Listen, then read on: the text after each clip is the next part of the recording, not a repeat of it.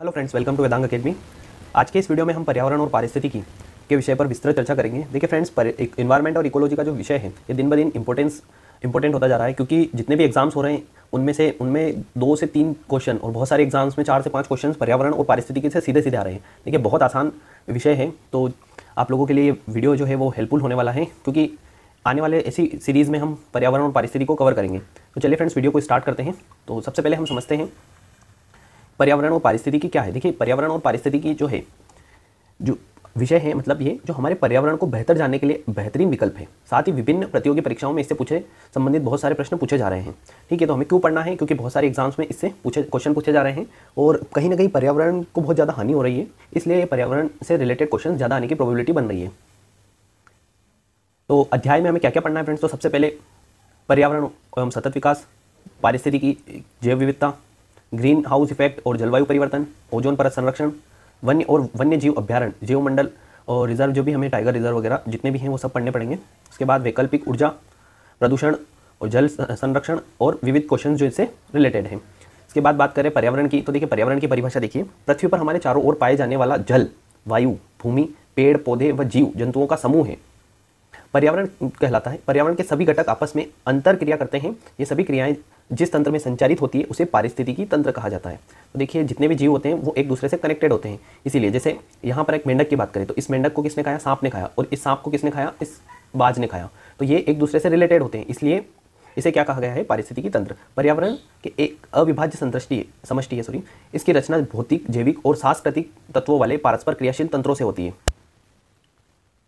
देखिए क्वेश्चन आप लोग याद रखिएगा, भारत में पर्यावरण संरक्षण अधिनियम कब पारित हुआ? तो ये 1986 में पारित हुआ था। ठीक है, 1986 में पारित क्यों किया गया, ये हम आगे अच्छे से समझेंगे। फिर पर्यावरण के 3 संगठक हैं जो आप लोग याद रखिएगा, तीनों संगठकों को। तो पहला है भौतिक और अजैविक संगठक। देखिए भौतिक और अजैविक क्या होता है? तो अजैविक संगठक जिसमें जीव जान नहीं होती, जैसे जल, वायु, स्थल, ये सभी क्या है? अजैविक घटक हैं।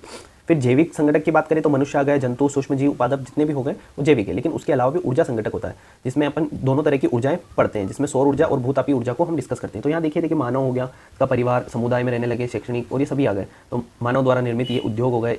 और प्राकृतिक में हम देखते हैं सजीव, स्थलीय मंडल और जल मंडल, वायुमंडल, ये सब हमें पढ़ना है इस विषय में। तो पारिस्थितिकी की बात करें, देखिए पारिस्थितिकी क्या होता है, इकोलॉजी का जो विषय है उसे कैसे परिभाषित किया गया है? तो पारिस्थितिकी, निशे शब्द की संकल्पना सर्वप्रथम जोसेफ ग्रीनल ने 1917 में दी। सर्वप्रथम एजी टांसले द्वारा 1935 में पारिस्थितिकी तंत्र की परिभाषा प्रस्तावित की गई। इसके अनुसार क्या परिभाषा है?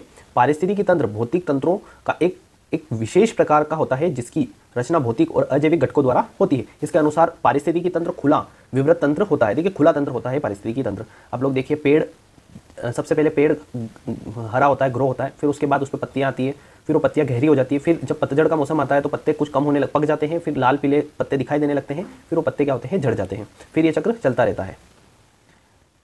फिर पारितंत्र 2 प्रकार के होते हैं, याद रखिएगा, एक होता है प्राकृतिक और एक होता है कृत्रिम। देखिए 2 तरह के हैं, तालाब, वन, झील प्राकृतिक तंत्र में है, जो नेचुरली बने हैं वो प्राकृतिक आ जाएगा, और जो खेत बगीचे जो मानव द्वारा निर्मित किए गए हैं उन्हें कृत्रिम पारितंत्र में गिना जाएगा। देखिए खेत वगैरह हो गए कृत्रिम, और जो झील तालाब हैं वो क्या हो जाएंगे? प्राकृतिक। फिर इसके बाद हम कुछ आईएमपी क्वेश्चंस देख लेते हैं जो एग्जाम्स में रिपीटेड होते रहते हैं। विश्व पर्यावरण दिवस, मोस्ट इंपॉर्टेंट क्वेश्चन है फ्रेंड्स। विश्व पर्यावरण दिवस कब मनाया जाता है? तो ये 5 जून को मनाया जाता है। आप लोगों की जब भी एग्जाम हो, आप लोग विश्व पर्यावरण दिवस की थीम जरूर याद रखिएगा। आजकल क्या होता है, पैटर्न थीम पर चल रहा है, जो थीम होती है वो पूछी जाती है। पहली बार विश्व पर्यावरण दिवस किस वर्ष मनाया गया था? तो 1773 में इसे पहली बार मनाया गया। विश्व पर्यावरण दिवस याद रखिएगा, है ना, 1973। पारिस्थितिकी तंत्र की संकल्पना किसने दी? तो ये टांसले ने दी, अभी हमने जस्ट पढ़ा। फिर पारिस्थितिकी निशे आला की संकल्पना किसने दी? तो जोसेफ ग्रीनल द्वारा ये संकल्पना दी गई थी। अभी जस्ट हमने ये भी क्वेश्चन पढ़ा था। भारत में पर्यावरण संरक्षण अधिनियम किस वर्ष पारित किया गया? तो ये 1986 में पारित किया गया था। देखिए पारित किया गया था, ठीक है। फिर उसके बाद हरित विकास, ग्रीन डेवलपमेंट का लेखक कौन है? तो ये WM एडम्स है, जो आप लोग ये याद रखिएगा। तो ये इंपॉर्टेंट क्वेश्चंस थे फ्रेंड्स जो हमने कवर किए। तो आई होप कि ये वीडियो आप लोगों के लिए हेल्पफुल रहेगा। तो इसी तरह के वीडियो हम आप लोगों के लिए लाते रहेंगे, ये सीरीज़ अब कंटिन्यू चलती रहेगी। तो अगर आप लोगों को लेक्चर पसंद आया तो प्लीज़ चैनल को सब्सक्राइब कीजिए। Thank you friends.